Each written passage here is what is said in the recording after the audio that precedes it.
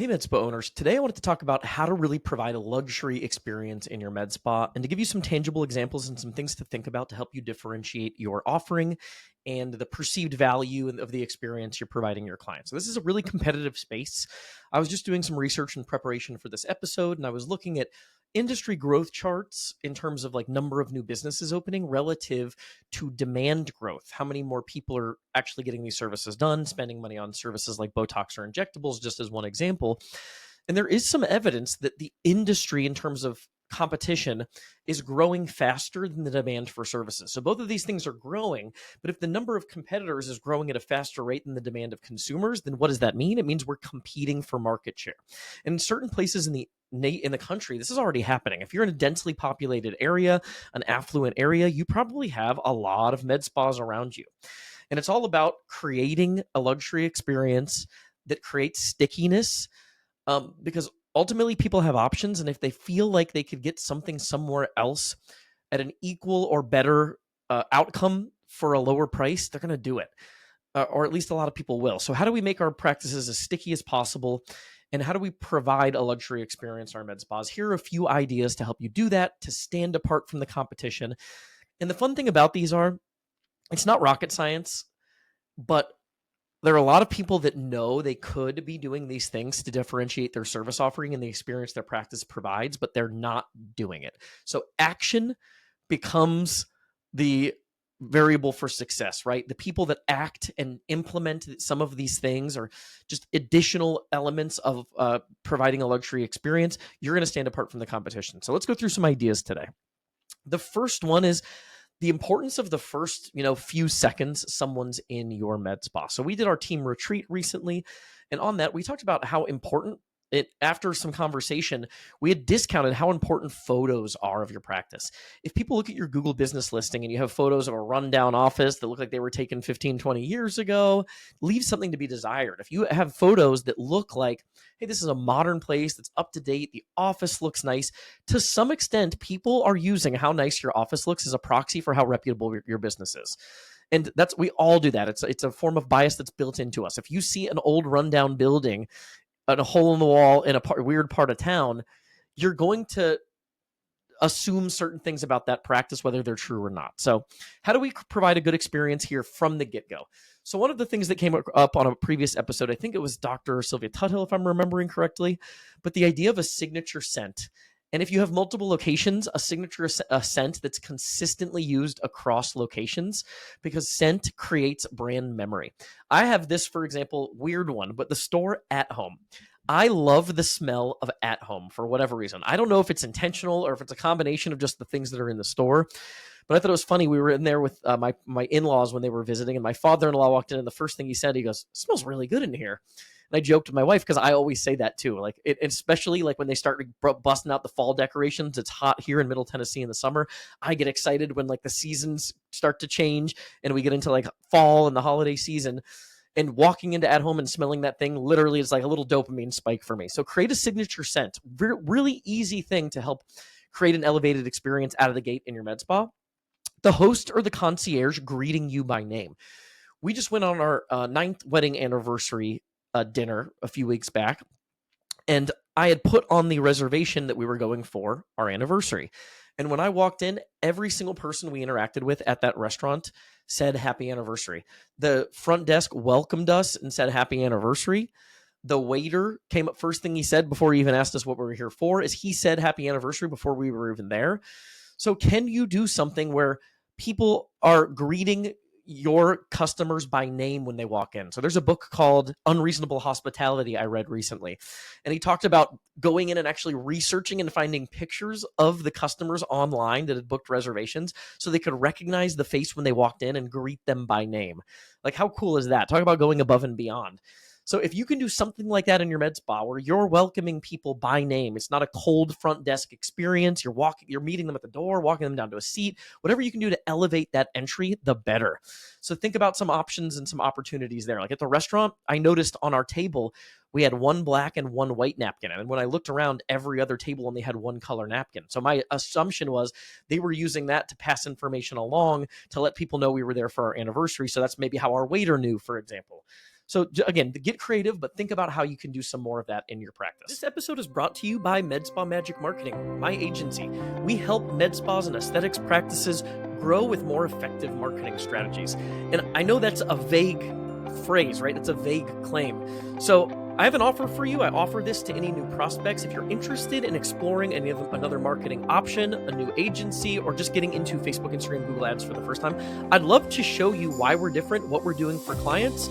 And we can do that via a 1.5-hour planning session where I'll outline a specific marketing plan, and I'll give you all of the blueprints that we would implement if we were to do business together. Now, you can take that, use that on your own, hire someone else to help you execute it, or work with us. We really don't hold anything back on that strategy call, and I think you'll have a lot of confidence in how you manage your marketing investment moving forward, understanding some of the nuances that can help you implement more effective marketing strategies for your business.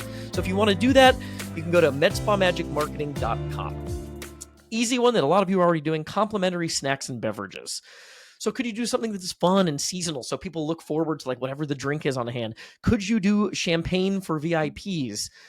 Think about what you can do with complimentary snacks and beverages that elevate the experience. So if you come in and you got bags of Frito-Lays and 25-cent bottles of water, you check the box for having snacks and drinks. But does that feel like a luxury experience to you? What if people walk in and instead you've got the most expensive bottled water imaginable? It might only cost you $3 or $4 extra, but it's very noticeable to your client. So how can you elevate what you're doing with the snacks and drinks that you're offering as complimentary options for people when they're in the office? All right, number 2, personalized luxury moments. So we've talked about some of these things before, but a handwritten card, like welcoming the client. So you know they're a new client. They've never been into the office before. What if you're prepared with a welcome card introducing the provider and welcoming them to the practice? How cool of a differentiator is that?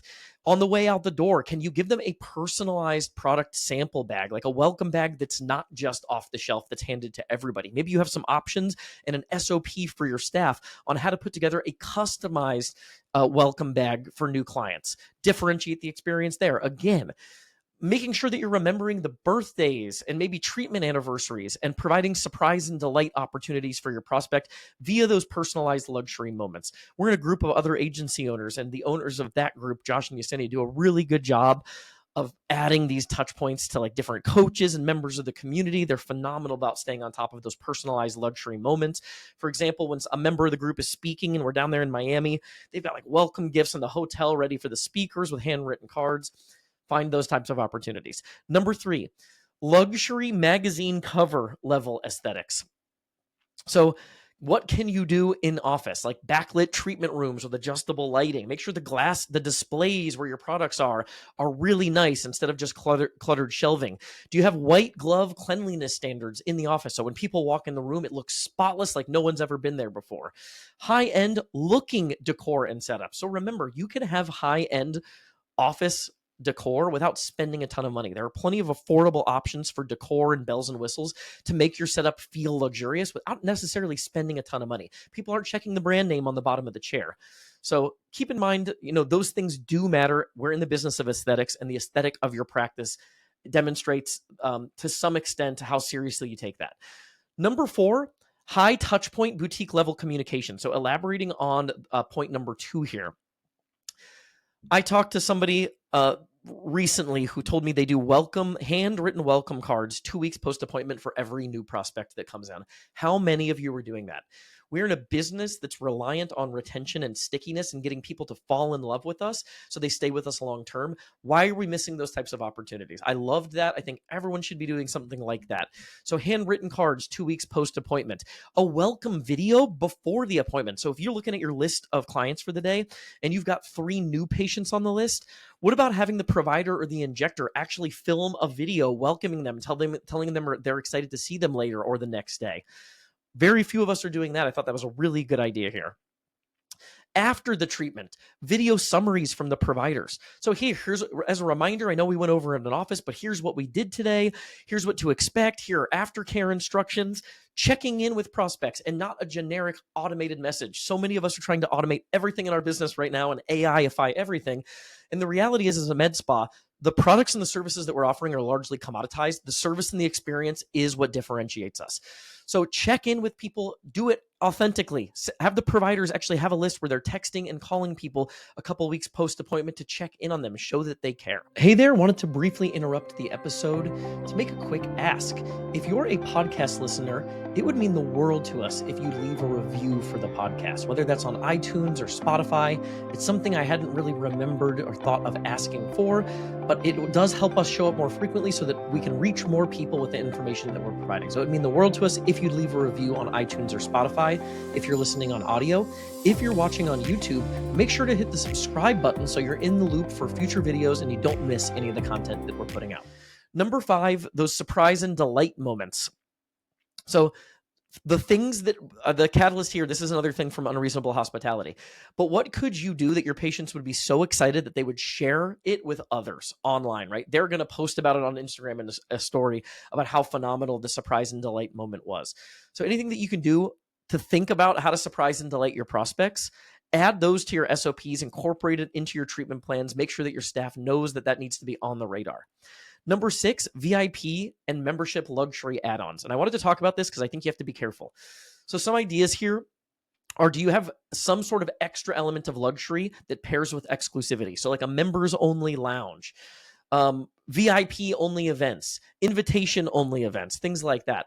The caution here is, if you're doing this in a way that's a turnoff to your non-member prospects, I think you do risk diminishing the experience for those people. So if people feel like, hey, I like coming here for service, but I don't feel like the membership is the right thing for me, and as a result, they might be spending lots of money with you. They might be top quality clients or patients, but they're not a member, so they don't have access to your members only lounge. That can feel a little bit funky. So what I would recommend is, if you're going to do something that has a VIP or membership based luxury add-on in your practice, do this carefully.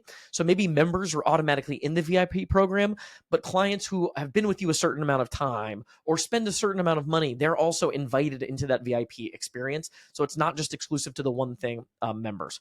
And 7, the last thing on the list, which I honestly think is the most important thing. I end so many of our videos with this, but it's be the best. If your people and processes are elite, that's going to do a better job of differentiating you as a luxury provider than anything else. So making sure that you've got people that are well paid, that are elite at their jobs, should be the goal. Because if you do that, that ties the bow on the luxury experience of your med spa. And ultimately, you have to pass the smell test. You can do all of those other things right, but if people get in the chair and the provider is uneasy, they're shaky, they don't instill confidence, all of those other things can be dialed in and it's not going to matter.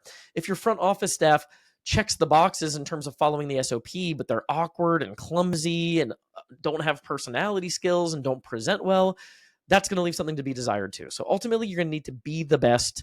You got to pass the smell test. But those are some ideas. If you have any other ideas, please share those in the comments below. I hope that got you thinking about different options to incorporate more luxury experiences in your med spa, because ultimately, that's the way that you're going to differentiate your business and retain clients.